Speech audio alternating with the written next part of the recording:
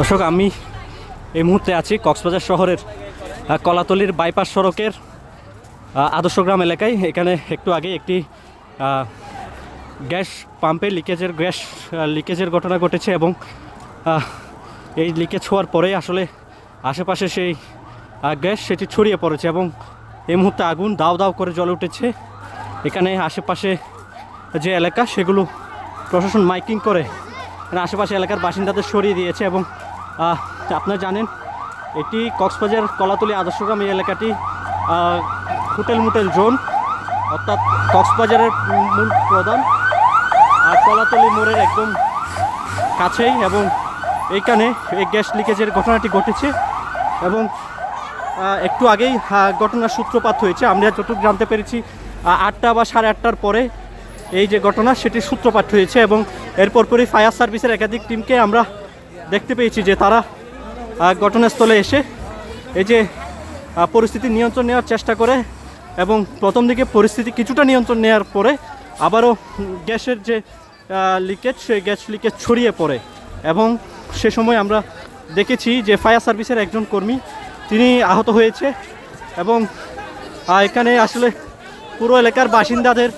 সরিয়ে দেওয়া হচ্ছে এবং আমি ঠিক এই যে জায়গা থেকে আপনাদের সাথে সম্পৃক্ত আছি এখানে কিন্তু ছড়িয়ে পড়া যে গ্যাসের যে বাষ্প তার কারণে আসলে কথা বলা বেশ কষ্টসাধ্য এবং এখানে একটু আপনার কাছে জানতে চাইবো কি ঘটেছে এখানে। আমাদের এই গ্যাস পাম্পে হোটেল লিক হয়ে গেছিল, আগুন ধরছে।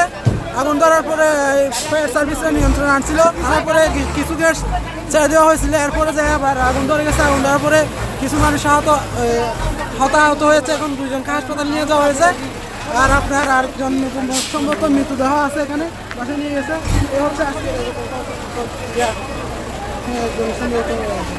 দর্শক, আমরা এই মুহূর্তে আমাদের কাছে যে তথ্য এসেছে ফায়ার সার্ভিসের কর্মী ছাড়াও একজন গুরুতর আহত আছে এবং তাকে উদ্ধার করে নিয়ে যাওয়া হয়েছে। আসলে তার অবস্থা সংকটাপন্ন সেটি বলেছে। আসলে তার অবস্থা আসলে কতটুকু সম্পূর্ণ সংকটাপন্ন সেটি আমরা এখন নিশ্চিত হতে পারিনি। দাও দাও করে আগুন কিন্তু জ্বলছে এবং ফায়ার সার্ভিসের যে কর্মীরা তারা কিন্তু চলে এসেছে এবং আগুন নিয়ন্ত্রণে নেওয়ার জন্য তারা যে প্রাণপণ চেষ্টা তারা সেই চেষ্টা করে যাচ্ছেন। তবে এখানে আরেকটি বিষয় আমরা যদি দেখাতে চাই, উৎসুক জনতার ভিড় এবং ঘটনাস্থলের খুব কাছেই এখানে কিন্তু উৎসুক জনতার ভিড় খুব বেশি আমরা যেটি দেখছি এবং আগুন ছড়িয়ে পড়ছে, পুরো এলাকায় আতঙ্ক ছড়িয়ে পড়েছে এবং ফায়ার সার্ভিসের কক্সবাজার স্টেশন সহ কক্সবাজারের যে আশেপাশে যতগুলো টিম আছে প্রত্যেকটি টিমকে খবর দেওয়া হয়েছে, তারা ঘটনাস্থলে আসছেন বলে আমরা জানতে পেরেছি। একজন গুরুতর আহত হয়েছে, একজন ফায়ার সার্ভিসের কর্মী আহত হয়েছে এবং তাদেরকে চিকিৎসার জন্য নিয়ে যাওয়া হয়েছে। নিশ্চয়ই দেখতে পাচ্ছেন শুধুমাত্র গ্যাস পাম্পটিতে নয়, এর আশেপাশে বেশ কয়েকটি স্থাপনা কিন্তু এই মুহূর্তে একদম বশীভূত হয়েছে এবং এখানে স্থানীয় যে উৎসুক জনতা আপনারা দেখতে পাচ্ছেন, এদের কারণে কিন্তু এখানে ফায়ার সার্ভিসের যারা কাজ করছেন তারা বেশ ঝুঁকিপূর্ণ এবং আমি আপনাদের সাথে এখানে সংযুক্ত আছি। কিন্তু এখানে আসলে যে সেই গ্যাস ছড়িয়ে পড়ার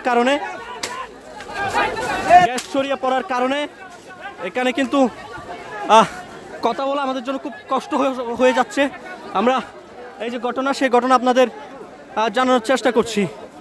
কক্সবাজার থেকে গ্যাস লিকেজ এবং অগ্নিকাণ্ডের আমার কাছে এটি ছিল সর্বশেষ। যারা যুক্ত ছিলেন সকলকে ধন্যবাদ।